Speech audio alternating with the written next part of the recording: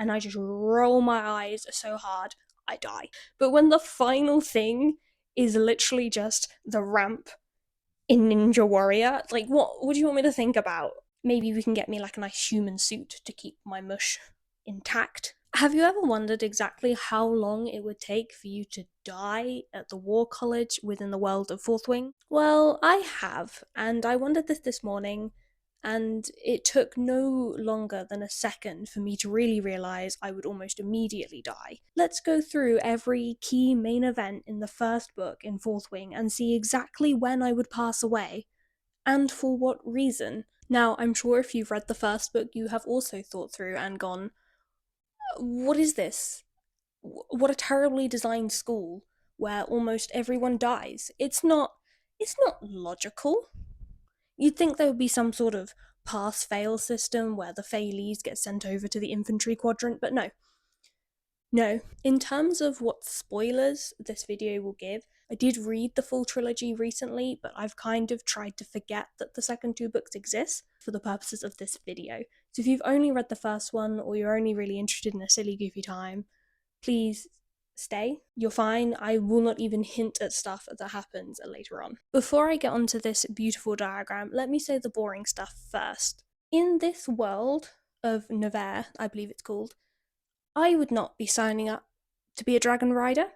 No, I do not have the stuff, the guts, the strength, the tenacity, or the total disregard for my human life to actually go through the Riders Quadrant. I don't think I've actually explained. I this video will not be from the perspective of me being Violet. This will just be me if I was sent in there. So I'm not being Violet, I'm just being me, which is why we're doing the boring stuff first. If I was in this world, I would have either signed up to the Healers Quadrant or the Scribes Quadrant. I've read all my life, and I have a pretty good memory, so I feel like I probably would have gone the scribe route. That's probably what Mina would have trained up to. However, in the realms of that world, I feel like maybe I would have gone the healer route. Either way, would not be doing this. Now that's out of the way, what would happen if I actually did try to join the Riders Quadrant? So, the very first event is Parapet. Now, already realistically, I'm dying. I'm already dying. The one thing I have in my corner is I believe that the book mentions that the storm just continues to get worse. So on the day that Violet turns up and she goes to walk across the parapet to join all of her other initiates, there is a storm. There's rain, there's thunder, and it's very, very windy when she gets to the top. My only slight advantage here is I am chronically early to things. I will be there bang on time, if not early, so I believe I would have been one of the first in the queue, which means I am one of the few that have a slightly less intense storm to walk across Parapet for. And if we go the route of I knew that I was signing up to the Riders Quadrant, I would have damn well studied this as much as possible so that I could survive. This is step one. Who doesn't turn up roughly knowing what they're doing for Parapet? That, however, does not change the fact that there are douchebags who will be walking Parapet at the same time as you. Cough, cough, Jack Barlow. I was originally going to argue the point that Jack wouldn't bother with me. He'd be trying to pick off, I don't know, a more intimidating or medium built man. However, Jack Barlow did gun for Violet, and Violet and I are about the same height. I am less of a frail, delicate stick than she is, but I still think Jack Barlow would try and push me off the edge. So that's one way that I would die. That is, however, probably secondary to the main way that I would die on Parapet, which is by pulling a Dylan. Was anyone else kind of cut to pieces when we got to know Dylan's beautiful story, when he pulled out that ring on a necklace, talking about his girlfriend and being all like, yeah, we just thought it would be bad luck to get engaged, so I'm going to propose to her once I've graduated, and then that bitch just falls off the parapet? Fourth Wing is one of the only books I've tried to actually annotate, just because I thought it might be funny to look back on. And more realistically because I thought I was going to be able to predict everything that happened as and when the first hint dropped. I might have done. Um, but my first annotations were pertaining to Dylan and his fall from Parapet because he dropped that beautiful stuff about his engagement, and I just went, "Aw," just on the side. And then, literally a page later, "No, Dylan, no," because he was a goner. He was a goner. Rest in peace, Dylan. I hope widowed girlfriend is doing okay. So already, I'm pretty much dead. But that's really boring if we stop the video there and just say that I can't walk across a thing. That's boring. So we're going to give me a free survival pass for Parapet. Now, between Parapet and all of the lessons and challenges, there is one key event that kills people, and that is when everyone, all of the initiates, are lined up. They are put into their quadrants and their squads that they will be in for the next few years. So, right about here, just after Parapet, some big mother blubbing, huge dragons turn up. Now, do I think I would die here? No. Would they make me jump? Yes, I'm very jumpy. I jump at nothing. I will jump at a sneeze. Sometimes at my own sneezes. Can't help it. That's probably another reason why I'm not cut out for the Rider Squadron. I can't just be jumping all the time. So I've made it. I've passed Parapet. I'm standing there. I'm in my little squad. I'm not in Violet's squad. That squad's full. That squad's got actual characters in. Huge, huge dragons turn up. I do a little one of them, and then promptly I'm just stuck in fear. So, yes, they can sense the fear, but I think just they're used to it. I don't think they're gonna just completely obliterate everyone that's scared. This is them meeting dragons for the first time, a lot of them. Almost everyone in that field is going to be scared that's new. So I don't think I would get obliterated for that.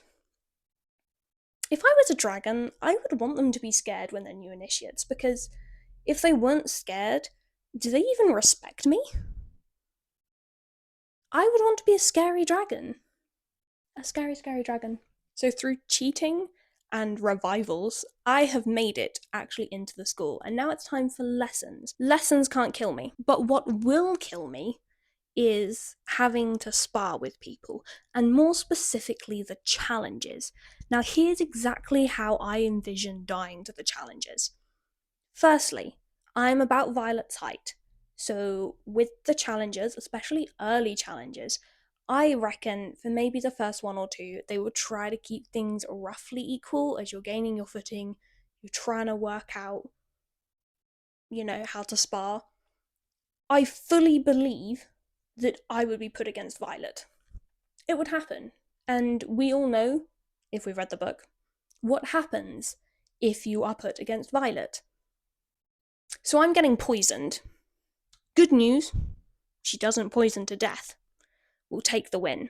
However, that would wipe me out for a while. I would not be able to train. And then the next time I'm put into a challenge, I'm probably a little bit weak still and have missed like a good week of training. Would probably die. I'm probably tapping out at challenge 2 or 3. Because also, you've got to bear in mind that the, what they called, like, initiates, first years, the first years are actively encouraged to, outside of their own squad, kill each other. Because you've got to weed out the weak ones so that there's less people for threshing and there's less people to just flip up when you get to the outside world. People like Jack Barlow would want me dead, so I'd be taken out. But let's say, because there's a small chance, that I would train and I would get really buff and really sneaky, and I would have my daggers. These little ones. I've got another one up in my little dragon there. So maybe I would be fine.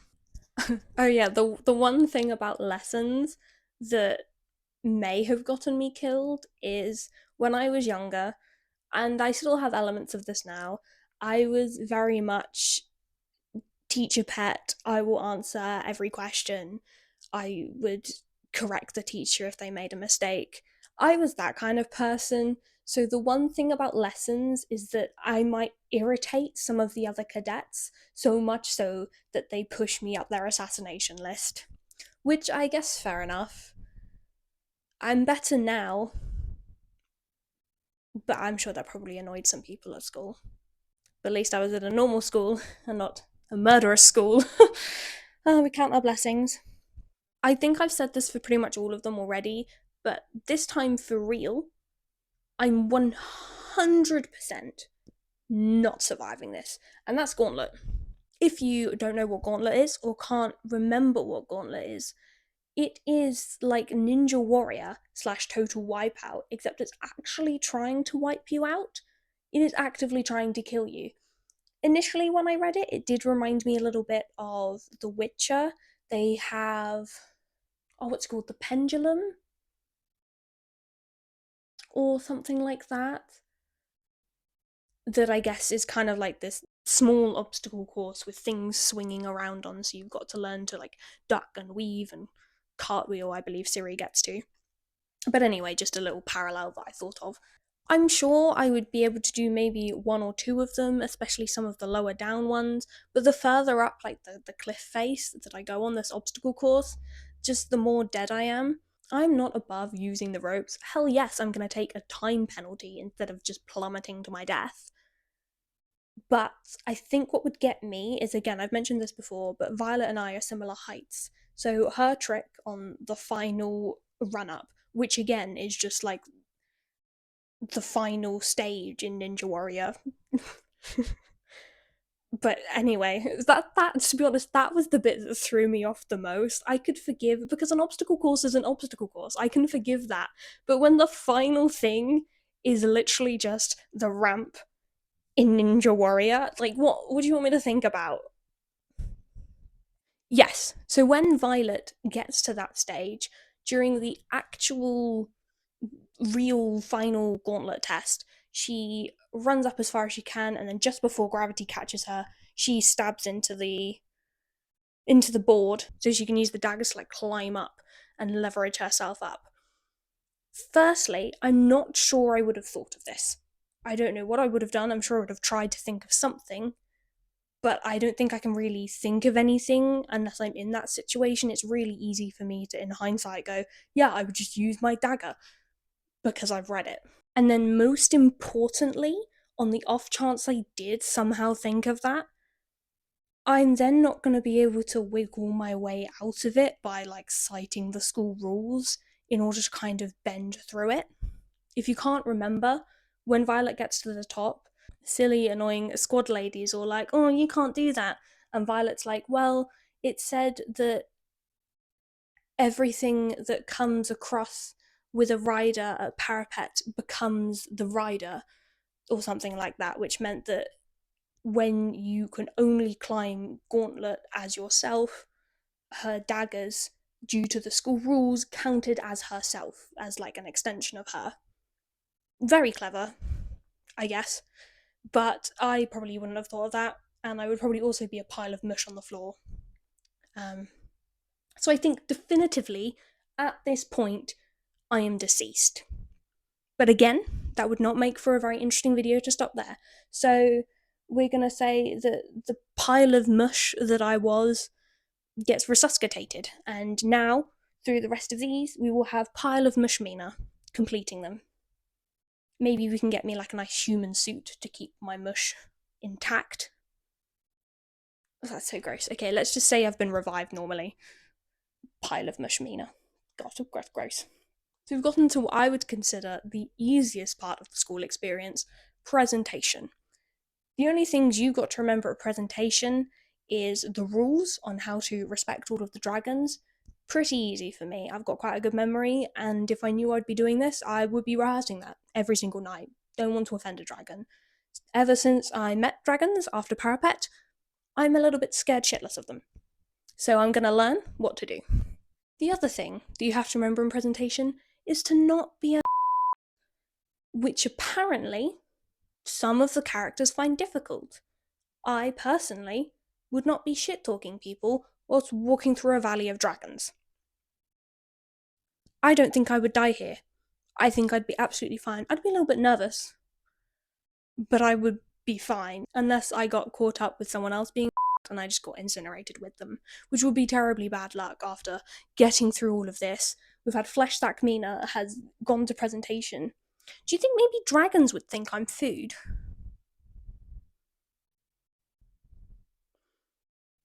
If I was truly flesh human suit mush Mina, I think I would die at presentation because I think one of them would have a snack. But I'm just regular Mina. I don't know. Nolan? I believe he's the name of one of the like chief healers. Let's say Nolan found me and I was just about alive, so he healed me back up. And then I went through presentation as a genuine human. Easy. No problems at all.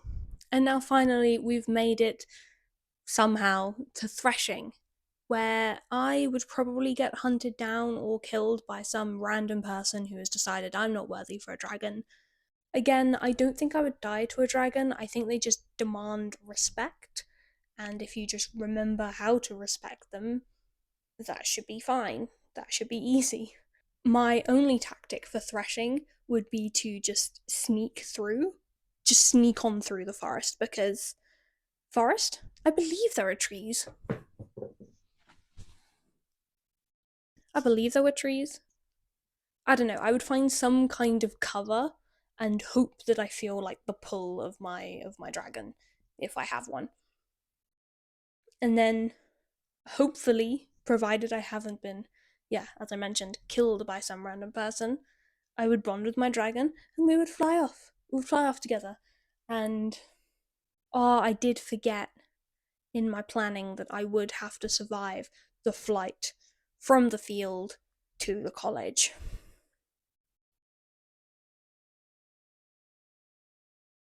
There is a chance I would not survive that either.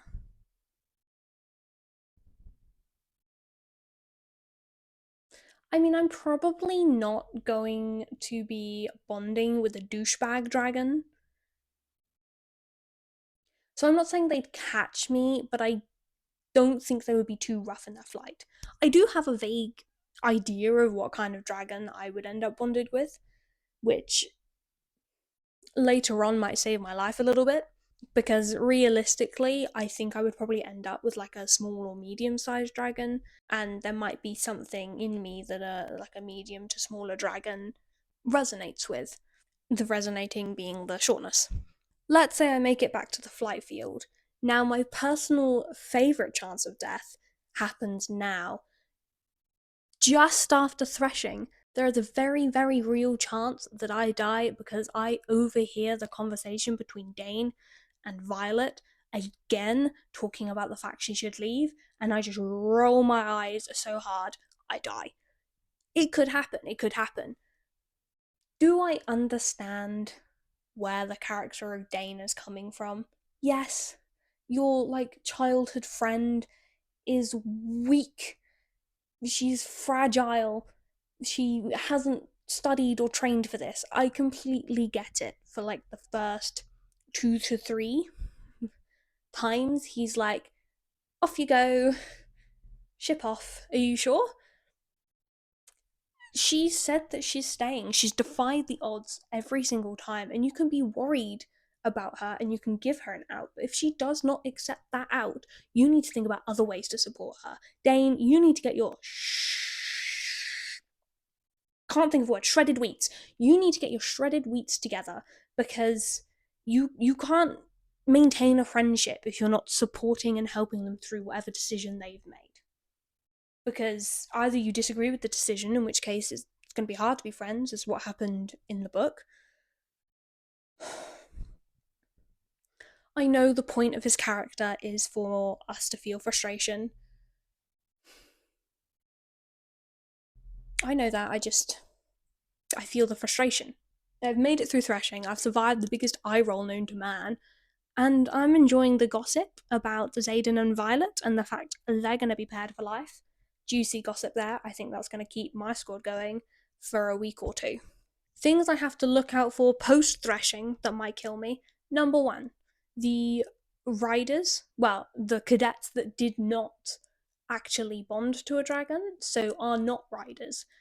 They are known for killing off some of the weaker members of the group in order to try and gain their dragons, whilst the bonds aren't as strong as they normally get. I'd say that the good news is that my dragon isn't like a super, super powerful one, but a dragon's better than no dragon, so I actually think people will still try to kill me anyway.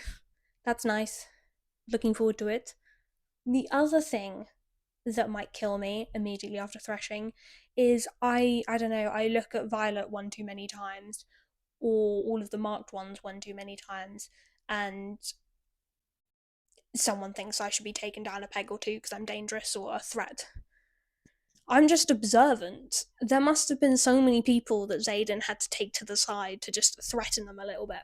I mean, I guess I don't think I would die from that, but I do think it's important to note that I would probably observe something weird, and Xaden would probably threaten me at some point.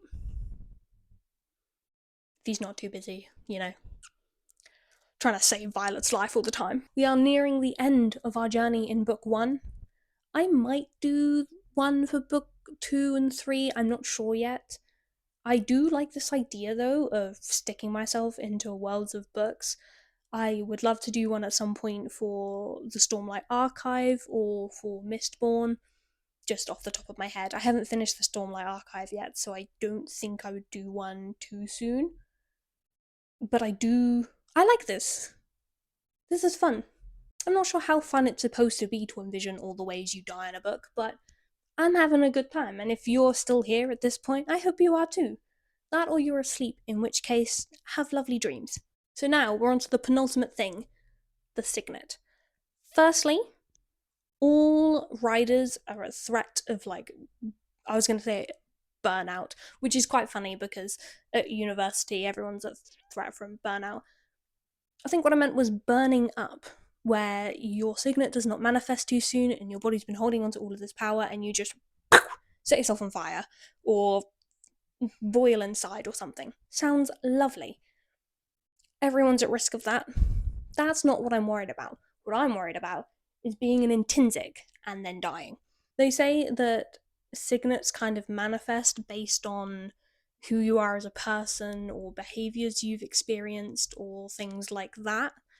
That's why I think they say that Xaden's always trying to hide stuff away, so his stuff is shadows. I think some of my defining qualities that would basically lead me to be an intrinsic is, as I've mentioned, being observant.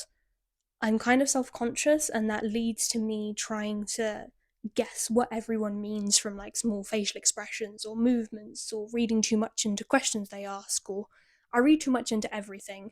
And I believe that would manifest in something like seeing into people, and that could manifest as some sort of mind reading or something like that. I think there's a range of intrinsic or dangerous gifts that they just automatically kill people on sight for. There is a chance, though, that if I did manifest as an intrinsic, I would maybe be in my room or something and alone and could work out that I was an intrinsic and work out how to, I don't know, lie my way through the rest of the college. Because the problem is, even if you discover that you're an intrinsic and you're like, oh, amazing, I've discovered this at a time when no one's around, maybe I can lie and get through it. If you don't develop a signet, you burn up. So what are you supposed to say that your signet is? Yes, my power is that I can age a day, once per day. My hair grows a little bit every second. What are you supposed to say that your signet is in order to get away with that magnitude of a lie? I walk marginally faster than the average person. There's nothing you can say. So I hope I'm not an intrinsic, because realistically, all I do is gain myself a couple of months. Hopefully, a couple of months to give myself a really good lie, or develop a skill that I can pass off as, just the signet gave it to me, like juggling. I can juggle really well. I guess you could argue that that would maybe be useful in war, but only if you're juggling, I don't know, bombs or something. I've got 2 months to come up with a better lie. I've got 2 months, so don't hold me to any of the ones I just said. But yes, there is a chance that I would either burn up or be an intrinsic. I think it's quite an anticlimactic finish because for the War Games part, we don't even see most of it in the books. And I kind of believe that maybe it will be a little bit easier because there's fewer people there. I guess it depends what side you're on. But I think I would survive War Games. I've survived all of this. I'm not dying at War Games. I mean, there's a chance that I fall off my dragon, but if I somehow made it through Gauntlet and didn't turn into just flesh pulp mina, then I should be able to survive War Games. No, I might have mixed some stuff up. I'm gonna have to fact check a second. Fact check complete. I just had a silly little moment. I got really confused. If you haven't read Fourth Wing, you might want to skip through a few seconds because the thing I'm about to say, to explain my confusion, is a pretty big spoiler. Everything I've kind of said so far has just been sort of general knowledge if you're in the space of listening to people talk about Fourth Wing. So I'm about to say it. So, I don't know, skip a chunk. I forgot exactly when and where Liam died. For some reason in my brain, I decided that he died during War Games, at the start of War Games, and then I got really confused because I didn't think they were at War Games. They went off to, I don't know, Abathine or whatever it's called, and then they had that whole moment. I just mixed everything up in my brain. We're all good. We're all good. Yes. So War Games, there are fewer people around. I'm hoping that plays to my advantage. I'm hoping that my Signet is useful, and I'm hoping that I've figured out flying. I think, again, if I could survive all of this and hopefully ended up with like a smaller medium dragon, I can do flying. I think Violet's main problem with flying, yes, it's her size, but also comparatively, she's with one of the largest dragons there is. So that's not going to help her, but also she had quite weak joints and weak thighs. Mine are not so weak. So hopefully the flying will be fine. So, yes, that is a sum up of all the times I think I would die during Fourth Wing. It's not looking good for me. I'm sure I'll count somewhere how many times it is that I have died. I think it's a lot. I don't think it's in my best interest to be in this world. You know those books? Those books? You know those posts where it's like your month is what world you're in. I don't want this one. I don't want this one. I wouldn't mind Lord of the Rings, but ideally not at that time, because I look like a hobbit. I would fit right in Hobbiton. I'd be quite a tall hobbit. I can't remember exactly how tall Pippin and Merry ended up, but I might be slightly taller than them still, despite them ending up as like some of the largest hobbits to ever live. Yeah, I mean, Hobbiton isn't safe from the reaches of Mordor, so maybe not there either. That's besides the point. That's probably a completely different video. What fantasy worlds would I actually enjoy living in during the times of the book? Because that's the difficult part. A lot of these worlds would be fine to live in, just not whilst there's war going on, which seems to be obviously the overarching theme of fantasy books. I don't know what I'm talking about anymore. It's a completely separate tangent. So yeah, I don't know whether I will do them for the other two books yet. I'm not sure. But I will be back with another video at some point. So I'll see you then.